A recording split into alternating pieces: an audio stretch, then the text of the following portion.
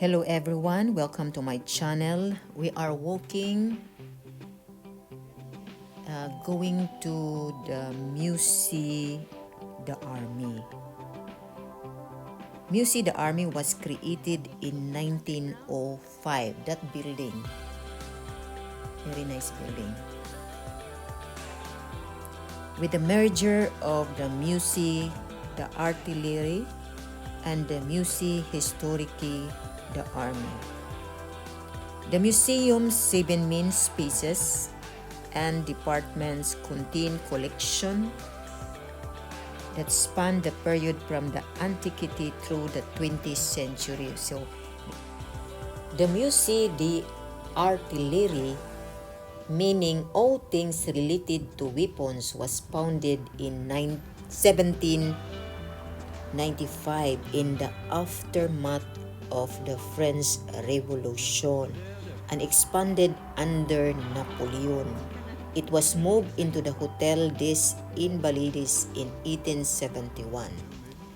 Immediately following the Franco-Prussian War and the proclamation of the Third Republic, another institution called the Musée Historique de Armee, Historical Museum of the Army, was created in 1896 following the Paris World Fair. The two institutions merged in 1905 within the space of the former Musée de Artillerie. Today, it holds 500,000 artifacts including weapons, armor, artillery, uniforms, emblems, and painting, exhibited in an area of 12,000. The permanent collection are organized into historical collection representing a chronological tour from ancient times through the end of World War II. So, mauni siya. In March 1878, the museum hosted an ethnographic exhibition, as it was called, which represented the main types of Oceania America, Asia, and Africa. So, mauni siya. Dummies representing people from the colonies along with weapons and equipment were the main attraction. The exhibit, organized by Colonel Leclerc, attempted to demonstrate theories of unilineal evolution, putting the European man of the apex of human history. So, mas maayo pod nga makita ninyo, mauni siya. Pwede pod mo sulod dire, pero I think you have to pay something. There is an entrance fee, and of course you will be you cannot enter there if you are not vaccinated. The parts of this collection began to be transferred to the Ethnographic Museum of the Trocadero in 1910. So dirita mo entrance, ang entrance nila. And in 1917, the last colonial rooms were closed just after the 1931 Paris Colonial Exhibition. All remnants were transferred after the Second World War. Wala mi ni dayon og sulod kay mga, unless kung mahilig kag mga weapon. We are man good planning to go to the Eiffel Tower, but this is one of the tourist attraction nila, history.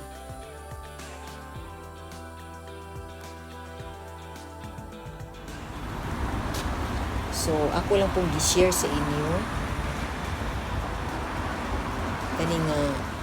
kaning lugar. Pero wala na may misulod. So, we continue walking because we are going to the Eiffel Tower. So, it's a little bit farther. I was thinking it is not farther because my husband said it is not. So, okay. But it's good also for walking so that I can see more on Paris, the place. So, this is the Musée De Armee. Very big siya. Ang imong makita dito tanan puro ra gid mga weapon. So mao po di ilang restaurant. As you can see, the restaurant, the chair is outside and the table. They occupy the place because gamay ra good ang iyang place. So they put something outside where you can eat there. Because a lot of people, some people want to eat inside, but most people want to eat outside. For example, this one, as we are passing the restaurant. So as you can see, the restaurant, they put something outside. So that is Paris. Actually, the Paris, they have all the same building, but they have different style, like this one, as you can see, and this one also. So they are very, very nice, attractive. Building. I was thinking it's all the same, but it's not the same because the design is different, like this, as you can see. The road is here. The road is here. And below, they make it as a business area, like pharmacy or restaurant. It depends. So we continue walking, and this is the building that you can see here in this area. I don't know what street is this. What is that the water, my love, coming from? But we are not in the highway. So we are not in the center. So we just walk.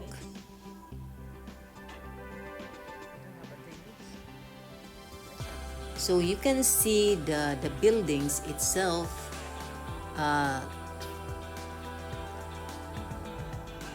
Some say they said that it is antique, but I think it's not antique. It's unique. I mean, the building of Paris is unique. I like it. Compare also to the building in Amsterdam. Amsterdam is very old. The building there.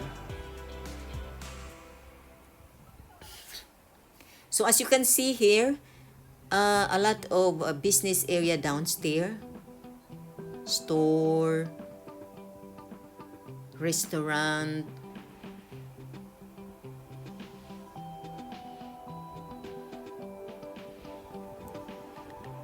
So they have a different style of building, huh? In our area, very nice, no? I like the grills. Yeah. Oh, that's why yan I like the video.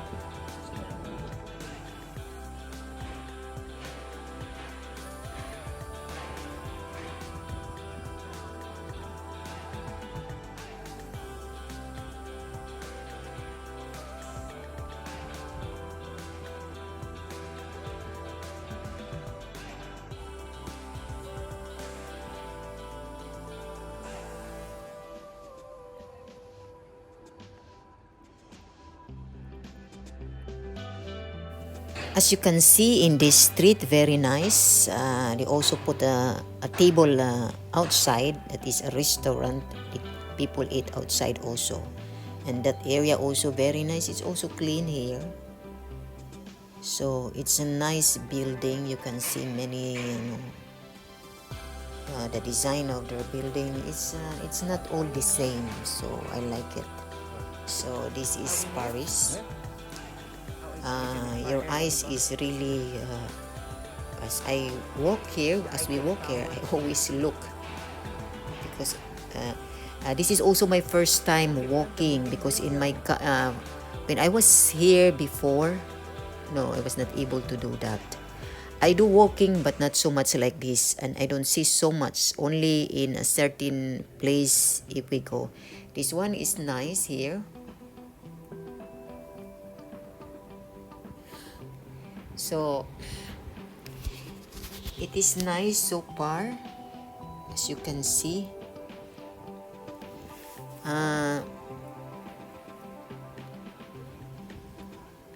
Unique. And I think we are entering into the highway.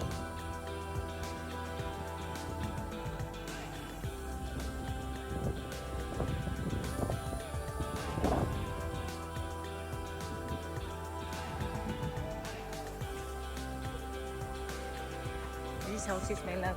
There's really. And we want to cruise, I think. Oh, I didn't see the Eiffel Tower. Eh? Yeah. This is the highway now. But it's nice if we can see either other McDonald's or KFC.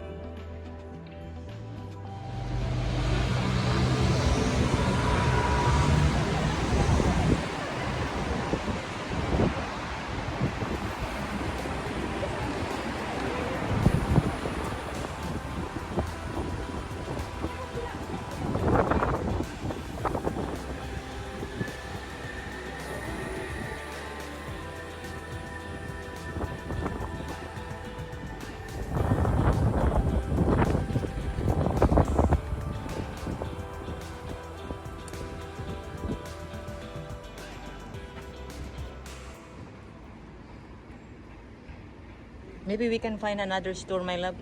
Not that one. Yeah.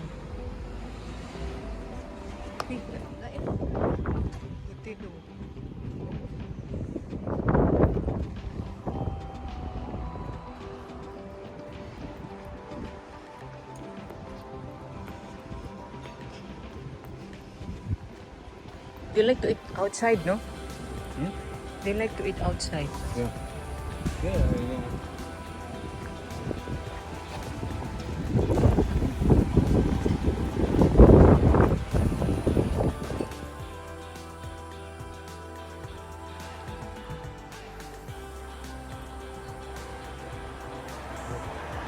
It looks like autumn because as you can see the leaves, but still summer.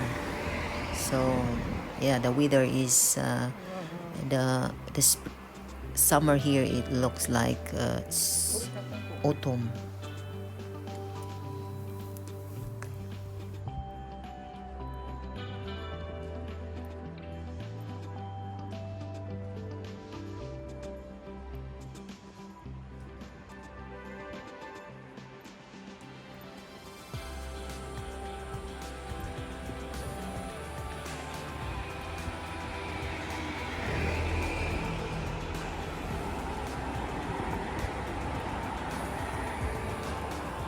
There are really people buy really that so expensive. Oh yeah, rich people.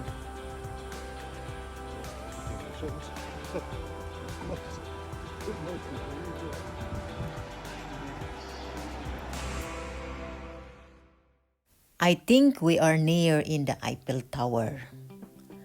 As we continue to walk, I can see it.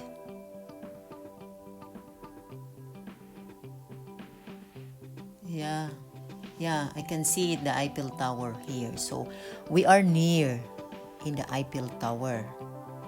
That is in other direction. So you can also ride a bus if you want, but we are not familiar of it. So yeah, we can see the Eiffel Tower now here as we walk. And you can see also the store, restaurant. As you know that it's all the restaurant here is they're outside. They have also inside, but they put the chair also outside because most people want to eat outside, even if a lot of car is passing by. So in us it is different, but I think to them it's they're used to or I don't know why. Yeah, because what? Because for me, I choose if I go to the restaurant, I want to be inside because yeah, a lot of sige labay-labay ang mga sakyanan, ang mga asuka na sa kuan sa truck. Itom po ng imong ilong ana ang trambutso ba, ang aso. So but diri so far sa akong nabantayan sa gawas gud sila mga ilang kuan ang maybe siguro ang place siguro basit gamay siguro ang place. So you can see the place of Paris. So mo ilang mga store. Actually dili tanan akong natuan ha. Sa mabaklayan lang namo, then I can share it to you because I make a video while walking. So sa amo lang malabyan, because but not all ha, because Paris is really big. And it's not only that in this area, as you can see that very nice, the building is only the design is different, but the building is the same, and it's nice. So thank you for watching and see you in my next video.